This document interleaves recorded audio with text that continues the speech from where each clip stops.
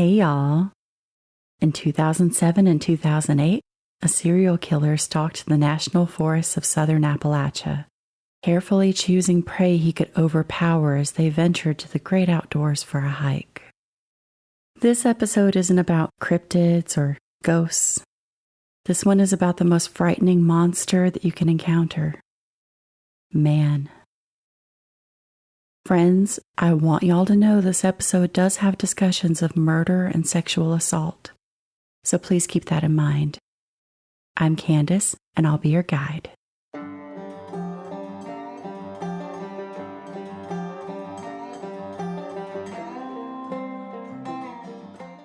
Gary Michael Hilton, born November 1946 in Atlanta, Georgia, reportedly had a turbulent childhood.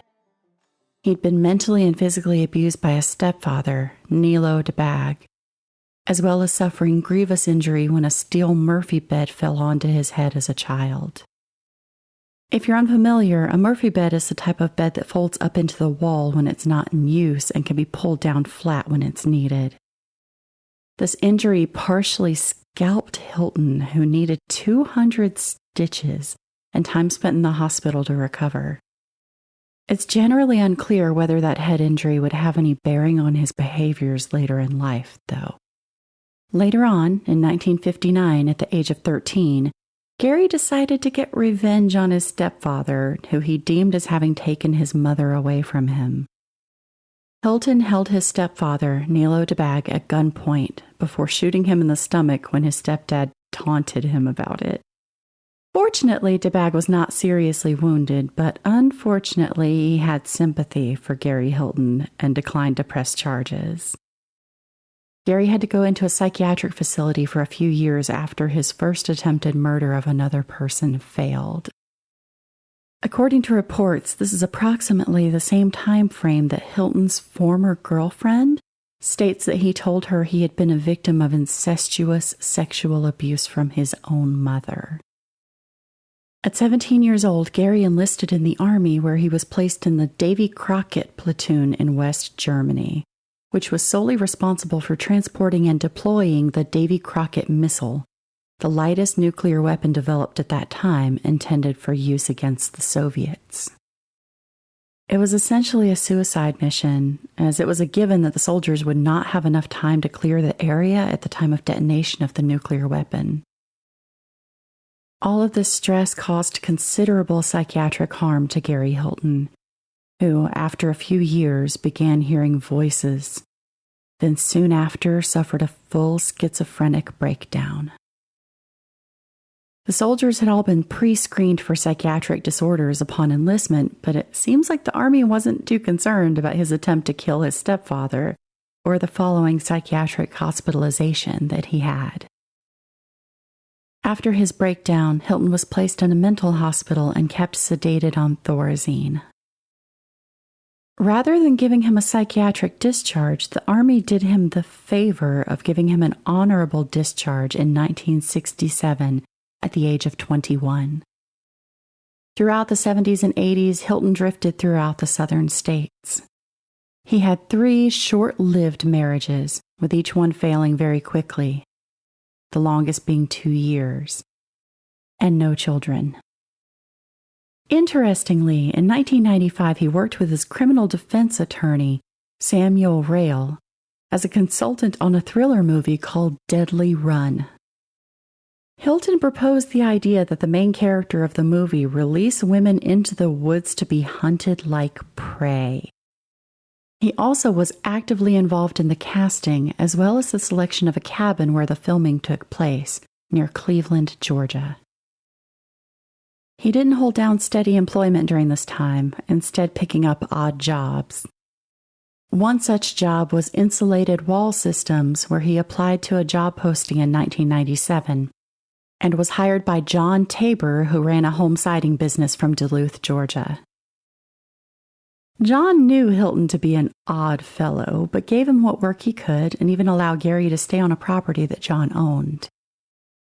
However, shortly after moving in, Hilton began taking Ritalin.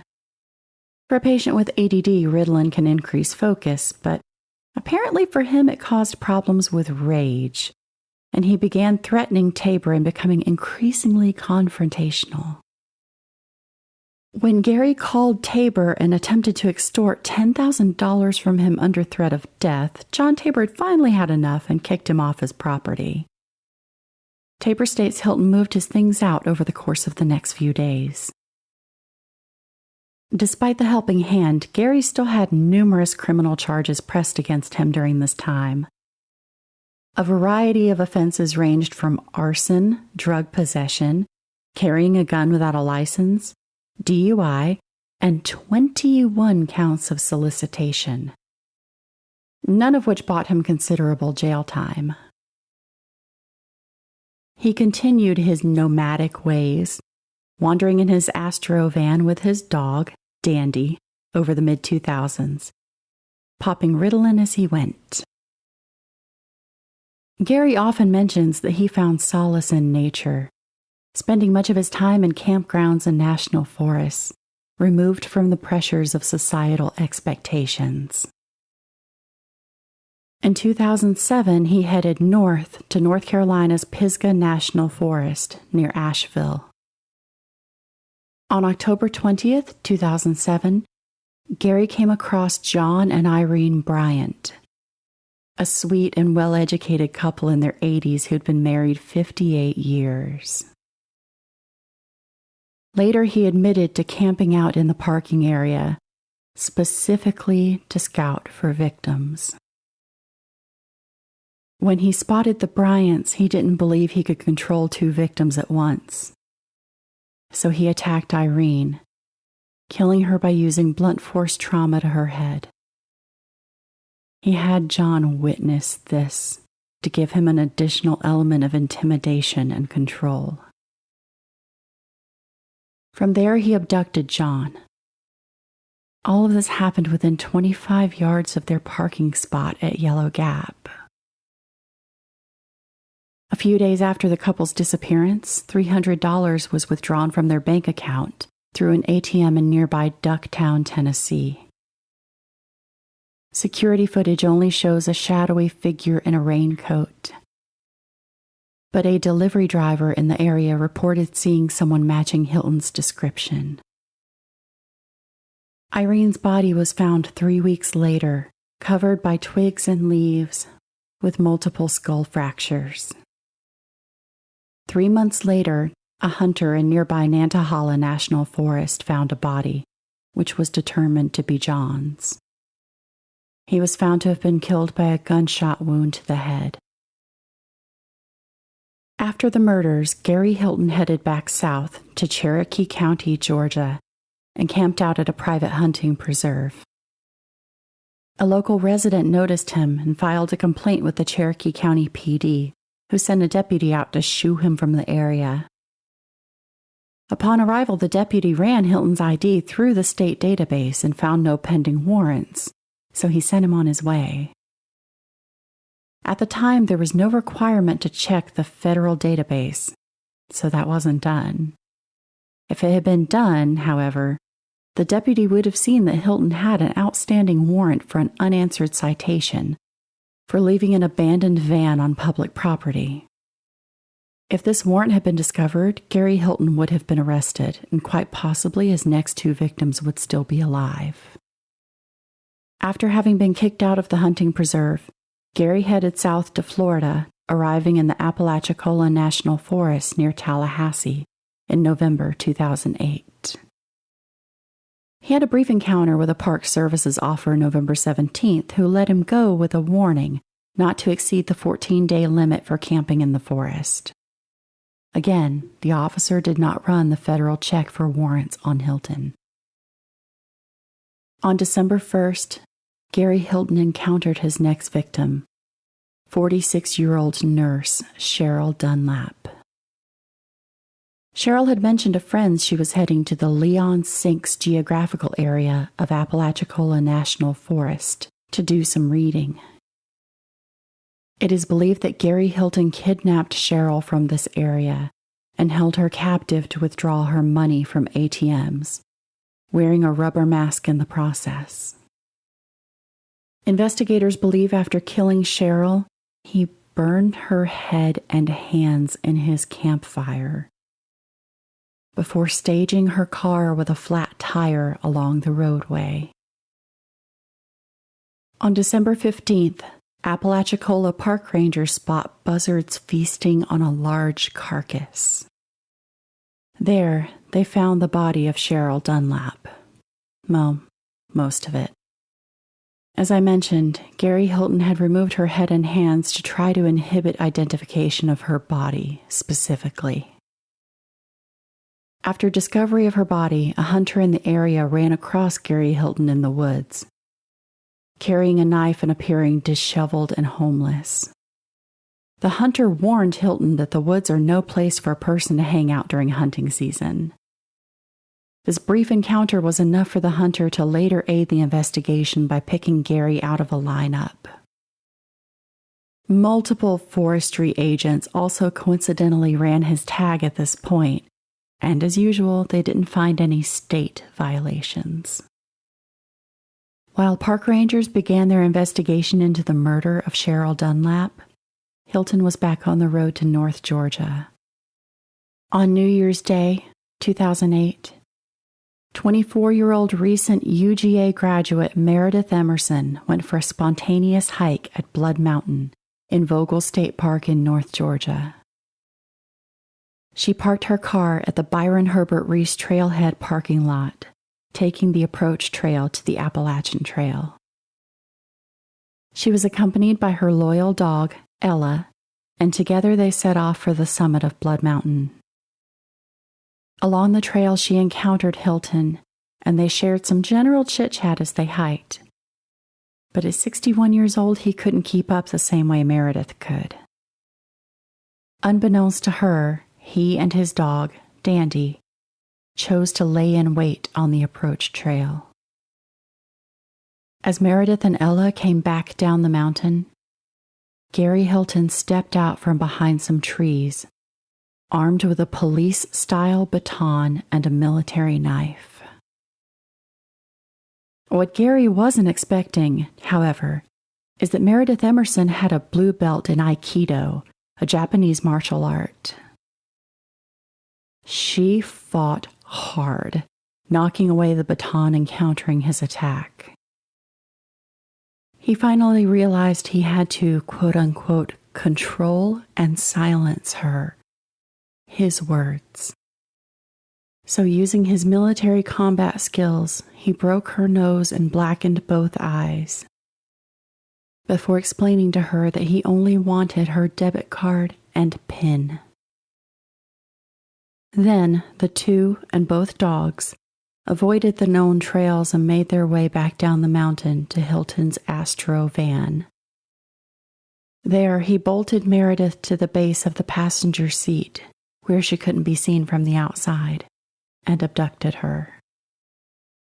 Gary later admitted that Meredith forced him to return to the trailhead a few minutes later to pick up her beloved dog, Ella, who had been left behind.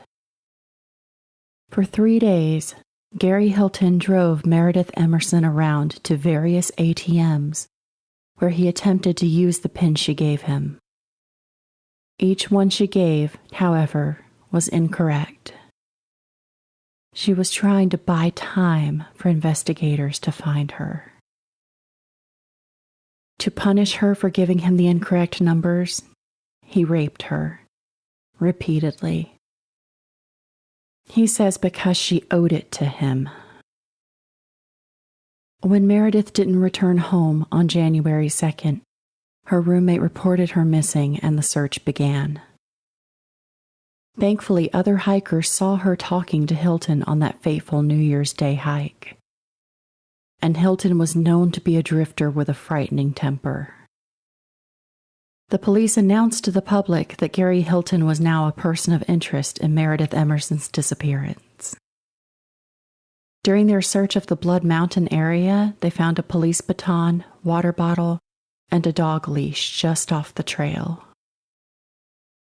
On January 3rd, Ella, Meredith's dog, wandered into a Kroger store in Cumming, Georgia, about 60 miles away from Blood Mountain. Gary later admitted he didn't have the heart to kill Ella. Some belongings of Meredith's were also found in a Quick Trip dumpster in Cumming. Her bloodied clothing, wallet with ID inside, and a bloody seatbelt were all found. Also found was a single boot that was later identified to belong to Cheryl Dunlap, the murdered nurse from Florida. News of Meredith's abduction went national, and soon John Tabor, Gary Hilton's former employer, received word.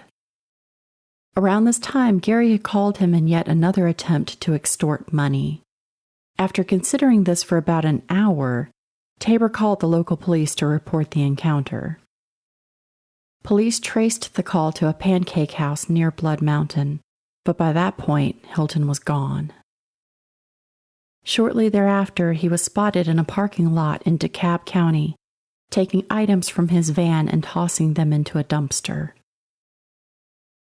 A call was made to 911 where the caller reported, quote, "The guy you're looking for is cleaning out his van," unquote. This time, police made it on time, and Hilton had no chance for escape. Police managed to arrest him before he had the chance to bleach the interior of his van. Upon interrogation, he began rattling off a confession, explaining that he wanted to make a deal. Ultimately, the prosecution did agree that the death penalty would be off the table if Gary would show them where he hid Meredith's body.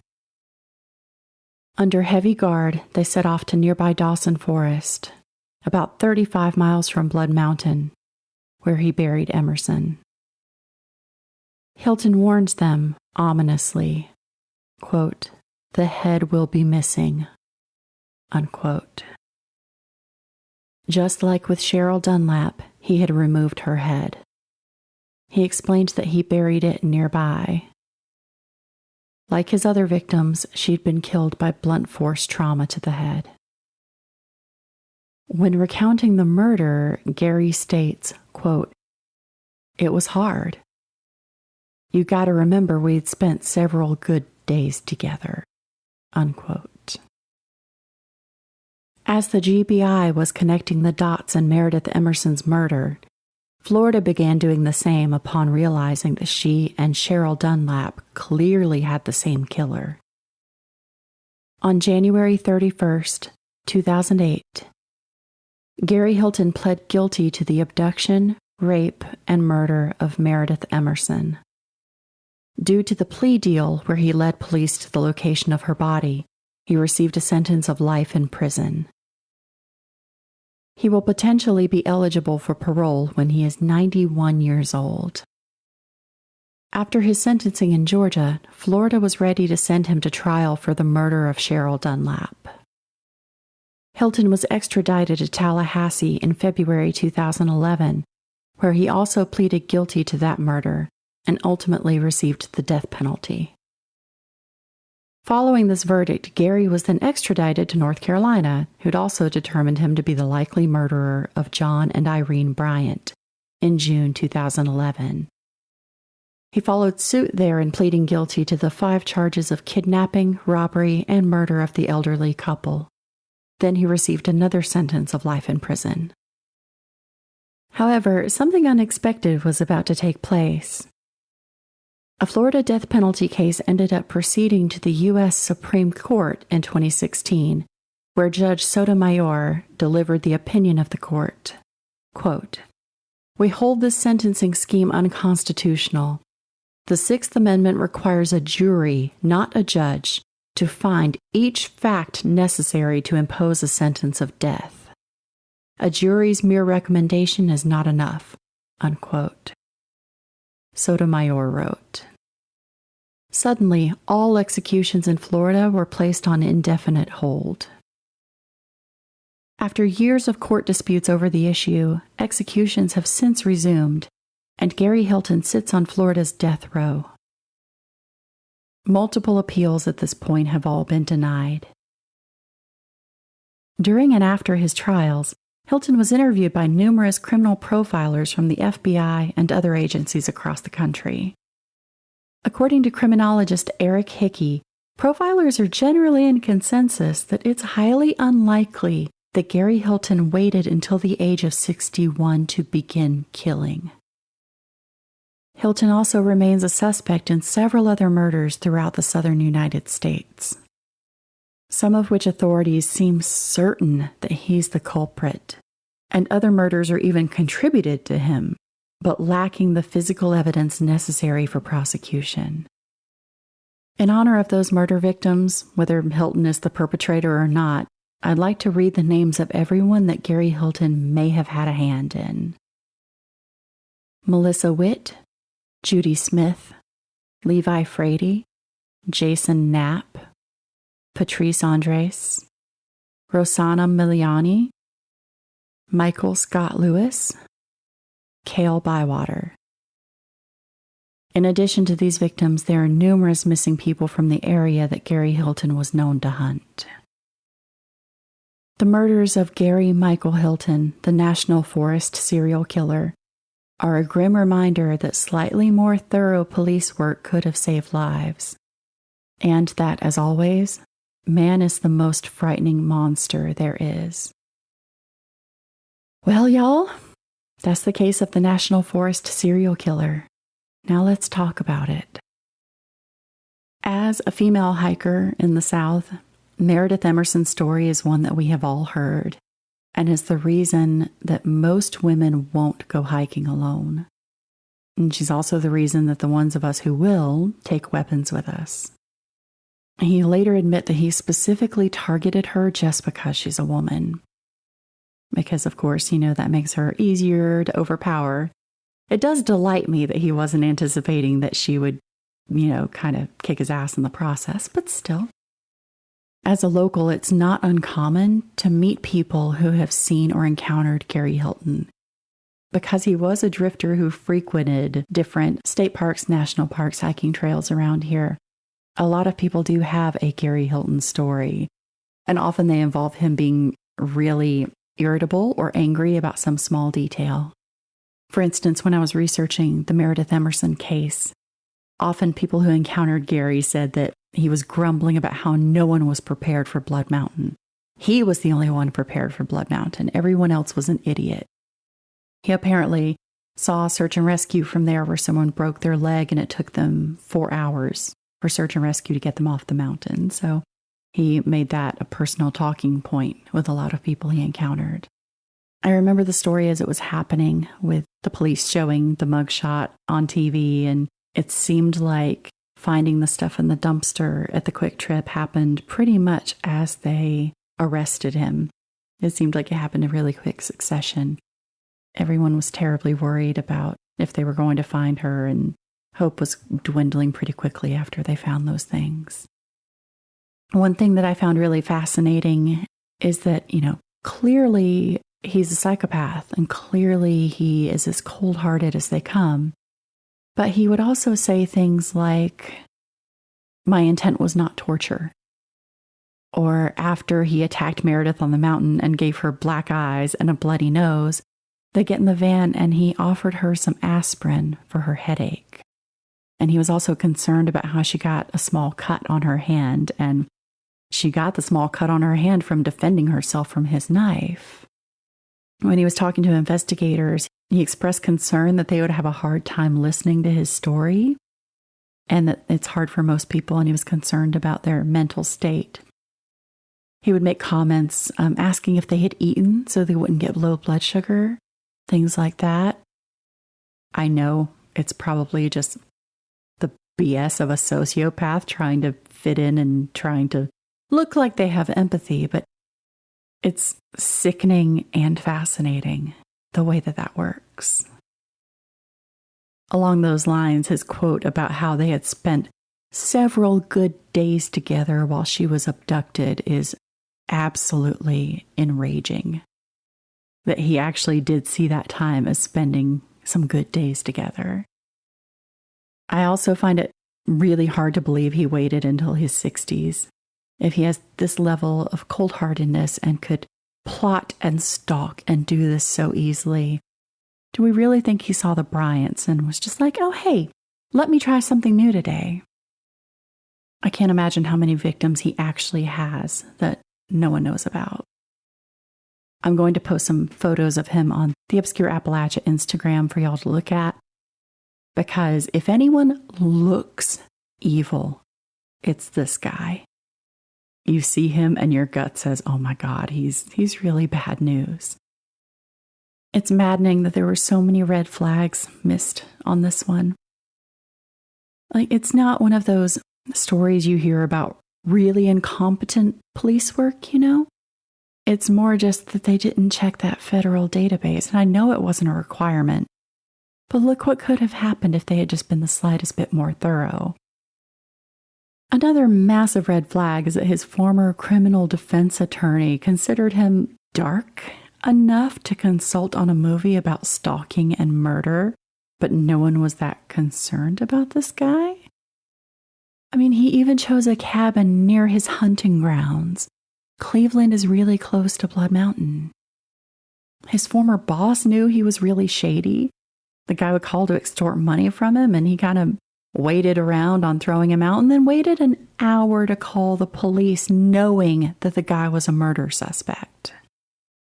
You know, obviously, not every red flag in a person can be followed up on. It's not a crime to be creepy, but this just still could have been so different. As always, I want to know what you think.